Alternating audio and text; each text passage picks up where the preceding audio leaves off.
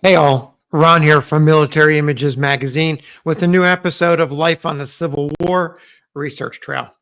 In my last video, I was at Franklin, Tennessee, where I spent the weekend at the Middle Tennessee Civil War Show. Today, I'm in North Carolina making my way home. As I mentioned in that last video, the Franklin Show and others at places like Mansfield, Ohio, and Gettysburg, Pennsylvania have been around for decades, and they've helped support a generation of collectors of all sorts of artifacts: original uniforms, firearms, swords, equipment, and every imaginable paper item, and of course, my particular area of interest and fascination, Civil War photography. Military Images Magazine has been along for the ride.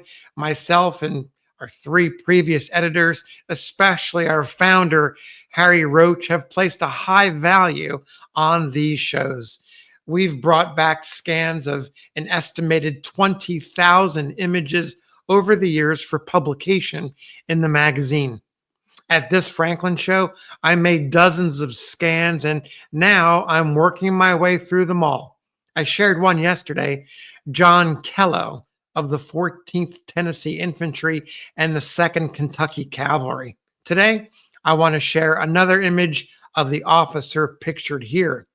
He's named William Henry Ketchum, and he was a captain of Company A, Alabama State Artillery, also known as Ketchum's Battery. Of course, the battery taking his name for its name.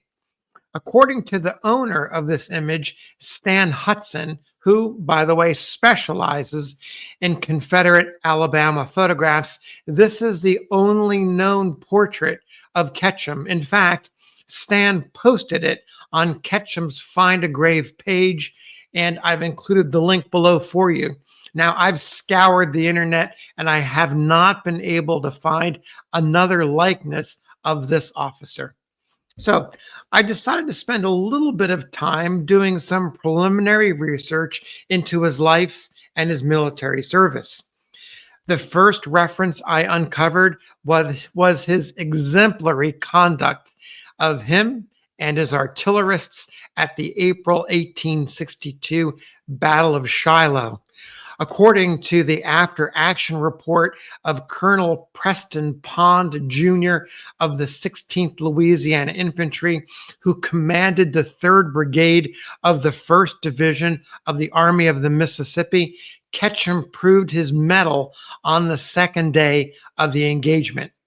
Colonel Pond noted in that after-action report, "On Monday morning at daylight, a sharp skirmish took place between pickets and was immediately followed by a spirited engagement between my lines and those of the enemy.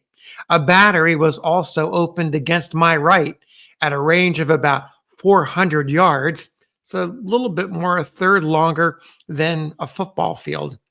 At this time, I discovered that our main line had fallen back and that my brigade was alone in the presence of the enemy, who was in strong force.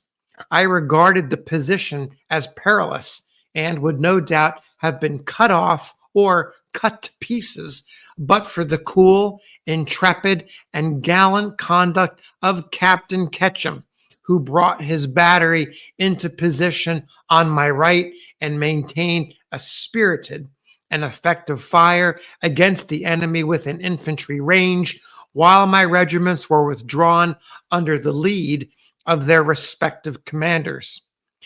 After Pond's brigade was forced to withdraw, he made a tough decision to sacrifice Ketchum and his battery. But here's what happened. I'll pick up Pond's narrative in that after-action report. Pond states, "The infantry movement left Captain Ketchum's battery exposed, but as the whole was in great peril, I thought it better to sacrifice the pieces, the artillery pieces, than the regiment, if anything had to be lost. Captain Ketchum, however, withdrew, covered by a regiment of Texas Rangers, exhibiting throughout the whole a degree of skill and courage which mark him as an artillery officer of the highest merit. In fact, The safety of my command is due to him.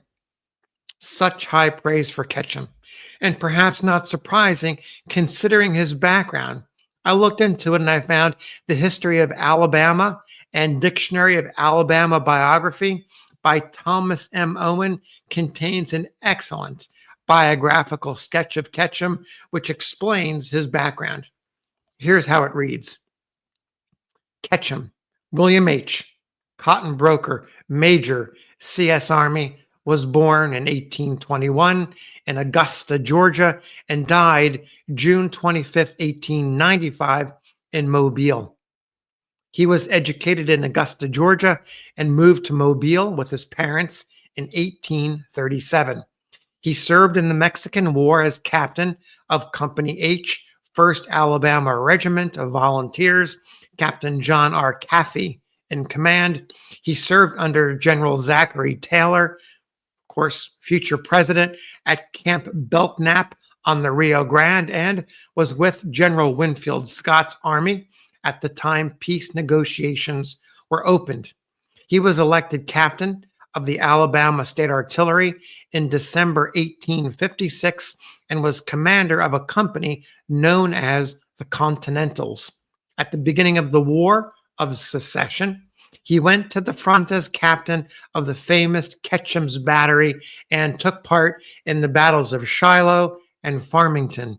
He was slightly wounded at Shiloh and was sent home on sick leave May 25th, 1862. After his recovery, he was appointed chief of artillery of Canty's brigade and commanded 3 batteries of artillery with the rank of major. While holding that position, he took part in the battles of Resaca, Cassville, and New Hope Church. Of course, you students of the Civil War recognize those names as part of the Atlanta campaign, including New Hope Church, and was disabled at the latter place. He was sent to Mobile to await orders, and upon his arrival at that place was appointed provost marshal and also commandant of the post under General Dabney Maury. The duties of both positions proved too arduous, and the latter was given to General Thomas Taylor. The position of provost marshal Ketchum held until the surrender of Mobile and the evacuation of that place. Of course, we're now talking the end of the war. Afterwards, in mercantile life, he was almost always in the cotton brokerage business and was, at different times in his life, associated in that business with W. Berry, Colonel T.K. Irwin, and Captain J.H. Pope. He was married twice, had several children, and his last residence before his death was in Mobile. So there you have the life and military service of William Henry Ketchum of Alabama. His major moment in the Civil War was at Shiloh. And as you heard from his biography, his profile after Shiloh, being slightly wounded, he had some time off and never really quite came back. Certainly didn't have any major combat role except for in the Atlanta campaign, and then after that being a provost in Mobile. So thanks for listening. We'll see you in the next episode of Life on the Civil War Research Trail.